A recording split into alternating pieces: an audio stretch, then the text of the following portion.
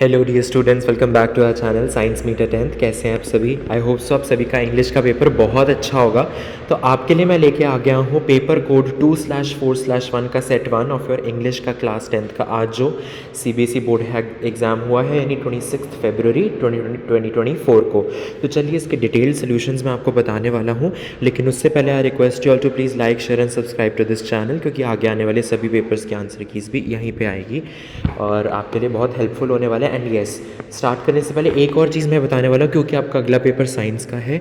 इस चैनल पे मैंने 2 ऐसे क्वेश्चन पेपर्स डाले हुए हैं जिसमें से हर साल रिकॉर्ड रहा है मैक्सिमम क्वेश्चंस आपके एक्चुअल बोर्ड एग्जाम में आते हैं। तो एक की तो मैंने पीडीएफ भी प्रोवाइड किया और उसके डिटेल सोल्यूशंस 10 पार्ट्स में अवेलेबल हैं, और एक की धीरे धीरे 3 पार्ट्स में है वो, और एक तो ऑलरेडी है इस चैनल पे।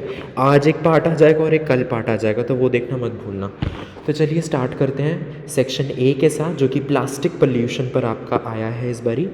तो फटाफट से पहले क्वेश्चन देख लेते हैं हम एक बारी। ओके, तो फर्स्ट कह रहा है विच of the following statements best describes the reason why plastic pollution has become one of the most pressing environmental issues. इसको तो आप आंखें बंद करके आंसर कर सकते हो, क्योंकि पहली लाइन में ही इसका आंसर लिखा है as rapidly increasing production of disposable plastic products overwhelms the world's ability to deal with it. तो यहाँ पे करेक्ट ऑप्शन आपका क्या हो जाएगा? B option. तो चलिए नेक्स्ट देखते हैं। What is the tone of the writer in the given lines from the paragraph number 2?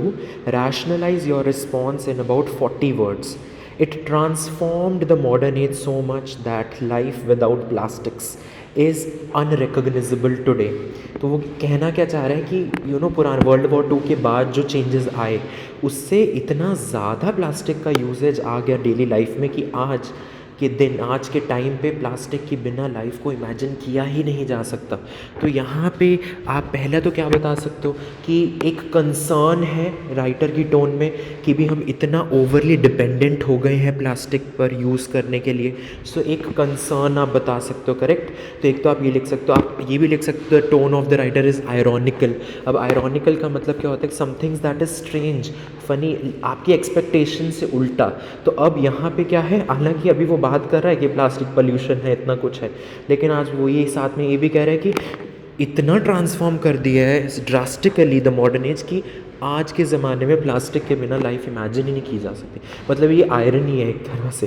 So ironical कह सकते हो, फुल ऑफ कंसर्न कह सकते हो, आप डिपेंडेंस बता सकते हो। आपको रैशनलाइज का मतलब क्या होता है? आपको लॉजिक के साथ एविडेंस देना है, ऑब्जेक्टिव पॉइंट्स आपको बताने पड़ेंगे कि क्यों आप ऐसे कह रहे हो कि उसकी टोन ऐसी है।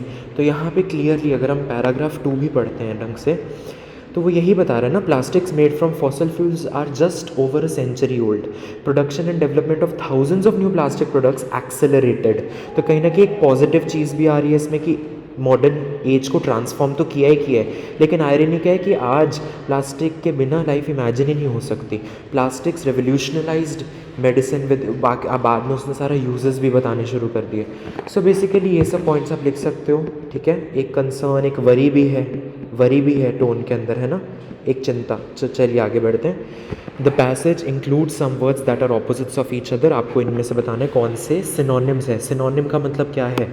सिनोनिम का मतलब है सेम मीनिंग वर्ड्स। एंटोनिम्स का मतलब है ऑपोजिट्स। यहाँ पे सिनोनिम पूछा है, तो पहले तो गार्बेज ट्रैश हो जाएगा। Both refer to discarded items, जो वेस्ट है हमारा, ठीक है।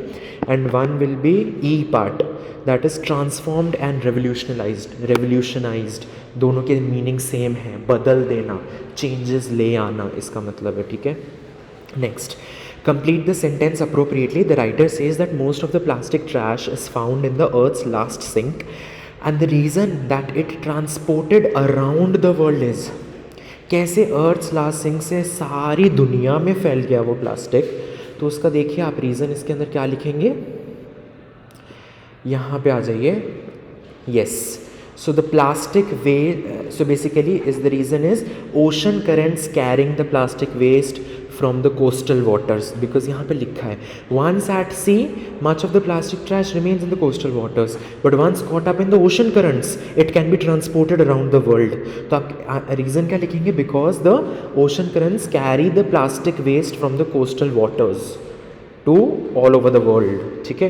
बीच में आप थोड़ा लैंड से कैसे आया है फ्लो होके वो भी मेंशन कर सकते हो, don't worry about that, you will get marks because ये सब्जेक्टिव आंसर है, तो आप जैसा भी लिखे आपको नंबर मिल जाएंगे। Next, based on the reading of the passage examine in about 40 words the downside of the convenience that plastic offers। अब इसका मतलब पहले तो समझो, कन्वीनियंस दैट प्लास्टिक ऑफर्स मतलब एडवांटेजेस तो हैं, लेकिन उसका डाउन साइड बताना है आपने।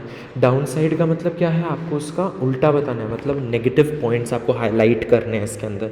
तो आप क्या क्या मेंशन करोगे, प्लास्टिक इज़ नॉन बायोडिग्रेडेबल, कुछ भी लिख सकते हो, बट अगर आपको करेक्ट आंसर चाहिए तो यही है कि it persists in the environment for 100 of years, because ये लाइन यहाँ से उठाई गई है, ठीक है। Single use plastics account for 40% of the plastic produced every year, okay. तो ये सारा चीज़ें आप it takes lot of time for them to decompose, और किन्हीं का लाइफ स्पैन कम होता है लेकिन वो एनवायरनमेंट में परसिस्ट रहते हैं, they do not gate decompose completely for 100 of years। तो यहाँ पे थोड़ा डाउन साइड तो ये होएगी, ठीक है। Next, complete the sentence appropriately according to conservationists the two ways in which most of the deaths of animals are caused is, तो पहला तरीका तो क्या है, entanglement और starvation, और दूसरा हो जाएगा by consuming plastic waste, ठीक है। चलिए आगे बढ़ते हैं। Based on the passage how can we contribute to the reduction of plastic waste, हम कैसे मिनिमाइज़ कर सकते, तो यार एक ही ऑप्शन सही है इसमें, B, by minimizing the use of single use plastics. कम से कम कोशिश करो यूज़ करने की, ठीक है, तो बेटर है, बिकॉज अननेसेसरीली नहीं यूज़ करना, वो हमें ऊपर पैराग्राफ में पता लग रहा है चीज़, ठीक है। चलिए next, state one reason why plastic pollution is most visible in developing Asian and African nations. तो डायरेक्टली आपको मैंशनड है due to inefficient garbage disposal system. यहाँ पे देखिए, where garbage collection systems are often inefficient और non existent, तो आप क्या लिखेंगे, ड्यू टू इनएफिशिएंट और non existent garbage collection systems, this much is your answer. चलिए आगे बढ़ते हैं जल्दी से। ओके, अब हम नए पैराग्राफ पर आ गए हैं जिसके अंदर रोटेशन ऑफ क्रॉप्स की बात की गई है, तो चलिए देखते हैं इसका करेक्ट आंसर क्या होना चाहिए। First part, fill in the blanks with the appropriate option from those given in the brackets based on the understanding of para 2। So one of the reasons that there has been an intensification of agriculture in the country is the development of irrigation facilities। अब ये वो बता रहा है proper data के साथ कि last 3 decades में देखा गया है, so that means it's a fact, it's not an opinion।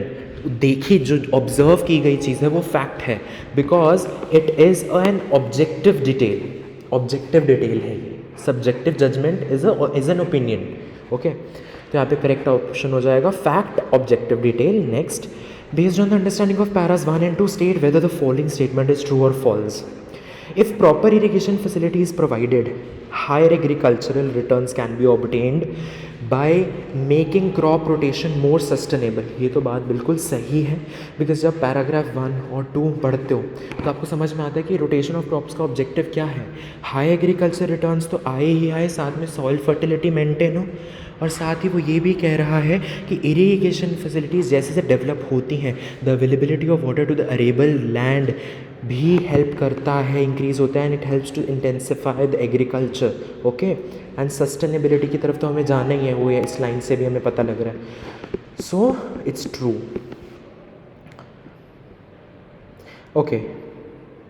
यहाँ पे आ जाइए next, justify the following in about 40 words. Crop rotation में fetch more income to the farmers but depletes the soil fertility at a faster pace. ये बिल्कुल सही बात है, और इस पैराग्राफ से आप इसको जस्टिफाई भी कर सकते हो, because farmers are harvesting more soil exhaustive crops in the same field, again one after the other on the same land, as a result of which, due to the soil exhaustive crops growing on the same land again and again, obviously soil fertility will decrease। अब देखिए, plant तो उग रहे हैं इसीलिए income तो बढ़ ही रही है, लेकिन सॉइल एग्जॉस्टिव, यानी सॉइल एग्जॉस्टिव मतलब सारे न्यूट्रिएंट्स को ख़त्म कर देना, डिप्लीशन होना। ऐसे क्रॉप्स आप ग्रो करोगे इतने एक के बाद एक, क्योंकि क्रॉप रोटेशन में आप यही करते हो, so obviously it will decrease the soil fertility at a faster rate. So this is how you justify it. Next, based on the table mention the years when the land was left fallow for maximum number of days। तो आपको दिख ही रहा है 210, 210, 210। तो years क्या हो जाएंगे, 1961, 1963, and 1965। चलिए आगे बढ़ते हैं जल्दी से। Okay, the study conducted in village Banherakanda reflects that during the years 1960 to 1965, from April to June, the land was left fallow or uncultivated throughout. State any one inference that can be drawn from this. Inference मतलब तुम क्या इससे समझते हो, सीखते हो कि ये, इसीलिए बेसिकली आपको सिग्निफिकेंस इंपॉर्टेंस बताना है कि फील्ड फैलो का। फैलो मतलब अनकल्टिवेटेड क्यों रखा जाता है, ताकि जो सॉइल न्यूट्रिएंट्स डिप्लीट हो गए थे वो वापस से रिप्लेनिश हो जाएं naturally through natural processes. The soil regains its fertility so that now new crops can also can be grown properly. So that the soil can regain its fertility is the answer. Next, select the option that correctly states the significance of crop rotation as given below. तो इसको आप ना बहुत ध्यान से पढ़िए, आपको importance बतानी है क्रॉप रोटेशन की। तो आपने पूरा पढ़ा होगा तो आप बता पाओगे। First statement is correct, crop rotation is done to obtain higher agricultural returns, because आप एक ही लैंड पे बार बार काफ़ी सारी क्रॉप्स ग्रो कर रहे हो और बीच में फील्ड फैलो भी छोड़ रहे हो ताकि रीगेन हो सके fertility. So definitely first is correct and one more is correct. इसमें फिफ्थ इंपॉर्टेंस बता रहे हैं, if crops are to be harvested are chosen wisely, अगर वो सॉइल एग्जॉस्टिव कम हो तो crop rotation can help in maintaining the fertility of the soil and at the end हमें तो ये चाहिए ना यार। सो डेफिनेटली इसके अंदर ये भी आंसर होना चाहिए। तो first and fifth according to me it's the D option. And yes, मैं कई बच्चे आपको बता दूं कि आपकी जो आंसर की है ऑफिशियल वो CBSE ही रिलीज़ करेगा, so you have to wait for the final answers for that. Next, crop rotation is helping in making agriculture more sustainable. Mention one benefit and one drawback of crop rotation. तो ठीक है, sustainable बना रहे हैं तो इसमें benefit क्या हो जाएगा, it increases the agricultural incomes, correct.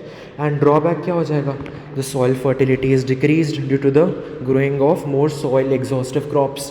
कुछ भी लिख दो इसमें, आपको पूरा पैराग्राफ आपने पढ़ा है और भी इसमें लिख सकते हो आंसर्स। तो 40 वर्ड्स का आप छोटा सा पैराग्राफ बना सकते हो, आई होप सो, ठीक है। एंड सस्टेनेबल कैसे है कि आप वो सारे मेंशन करोगे जो पॉइंट्स यहाँ पे गिवन है, देखिए, to obtain higher agricultural returns to.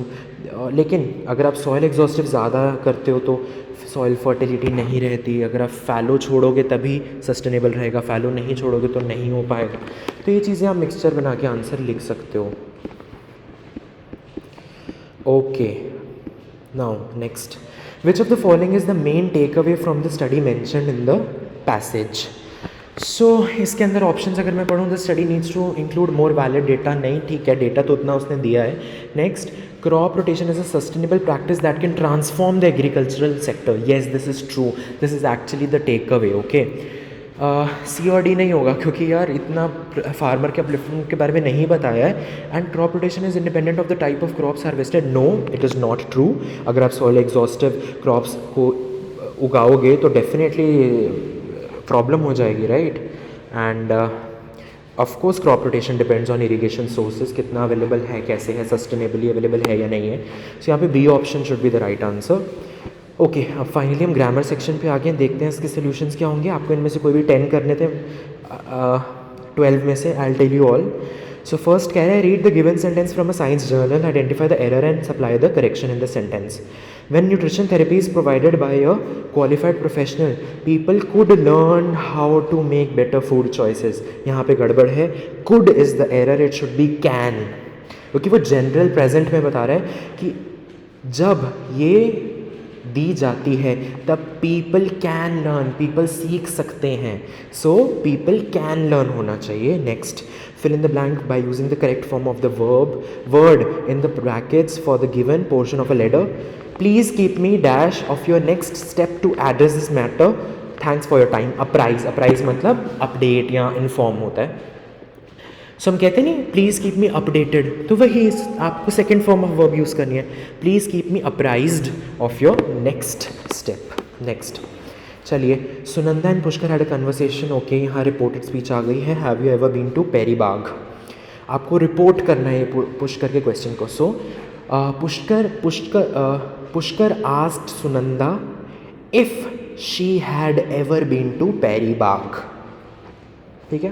Next, fourth, again एक रिपोर्टेड स्पीच है डॉक्टर शर्ननी और विलक्षणा के बीच में। देखते हैं, Dr. Sharnani asked Vilakshana about her acid reflux problem, to which Vilakshana replied that she had tried everything without success, but यहाँ से आपको करना है, but that new medicine was great, यानी D option is the right answer. आगे बढ़ते हैं. Identify the error and supply the correction for the given sentence from a private coaching institutes advertisement. Are you living a happy life? Do you want to find your identification? Do you want to enhance your career? देखिए identification नहीं होता, identity होता है.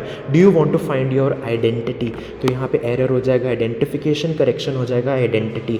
Next, fill in the blank by choosing the correct option to complete the line from an insurance company brochure. Suitable for someone who wishes to dash adequate financial backup. It is available to the family in case of his or her untimely death. तो देखिए यहाँ पे जो correct answer होगा that is ensure. Ensure मतलब एक guarantee मिल गई है, yes it will happen, it is definite to happen if you go by this policy. Okay, assure मतलब होता है कि एक पॉजिटिव वो दिलासा देना, तो वो तो नहीं है. एंश्योर पक्का, it wishes to ensure adequate financial backup. और इसके बाद भी देखो it is available to the family, proper उसने डेफिनेटली बताया, तो एंश्योर होना चाहिए. Next, select the option that identifies the error and supplies the correction for a popup that appeared on a web page. Okay, these cookies are used to collect information about how you interact with a website and allows us to remember you. cookies plural के साथ तो singular verb use होता है, तो allow. तो यहाँ पे error हो जाएगा allows और इसका करेक्शन हो जाएगा allow. Next, complete the given narrative by filling in the blank with the correct option. I dash watching that program every week since it started. I have been, because since use हो गया इसलिए have been use होगा. ठीक है, चलिए next. Again एक conversation यानी reported speech आ गई है. और Onima asked Sumitra what he was staring at. Sumitra exclaimed that he was in awe of the beautiful painting and that he की बात हो रही है, and that he had not seen anything like that before. तो इसका answer हो जाएगा and that he had not seen anything like that before. Next, fill in the blank by choosing the correct option to complete the weather warning given by IMD. IMD on Sunday will issued. IMD on Sunday issued a thunderstorm alert for some districts in coastal Maharashtra in view of the extremely severe cyclonic storm Biparjoy gushing over the Arabian Sea. Next, complete the slogan. When it gets really hot, rain will be a blessing. जब गर्मी हो जाएगी तब rain will be a blessing, future की बात हो रही है. And finally the last question, a properly installed and maintained antivirus program may wipe out any malware attack. नहीं, either you can write program should wipe out या फिर can wipe out. It has the ability. May मतलब होता है it could, वो ऐसा कर सकता है, लेकिन वो ऐसा करेगा क्योंकि वो वेल मेंटेन्ड है, इसलिए कैन यूज़ करो या शुड यूज़ करो. मिलता हूँ मैं आपको नेक्स्ट आंसर की के साथ, इसलिए सब्सक्राइब करना बिल्कुल भी मत भूलना. एंड जिन को अपने पेपर के आंसर कीज़ चाहिए वो प्लीज़ एक PDF फॉर्म में एक गूगल ड्राइव का लिंक बना के पब्लिक एक्सेस के साथ, यानी एनीवन विद द लिंक के साथ कमेंट सेक्शन में अपने क्वेश्चन पेपर्स डाल दे. I will upload the answer keys as soon as I get the question papers. All the very best for your next science exam. Science पे videos आने वाली है चैनल पे, और वो 2 पेपर्स प्लीज़ कर लेना, वरना रिकॉर्ड रहा है, मैं बता रहा हूँ कि मैक्सिमम क्वेश्चंस आते हैं आपके एक्चुअल बोर्ड एग्जाम में, तो वो मिस मत करना. All the best dear students. I know you all are going to rock in the board exams.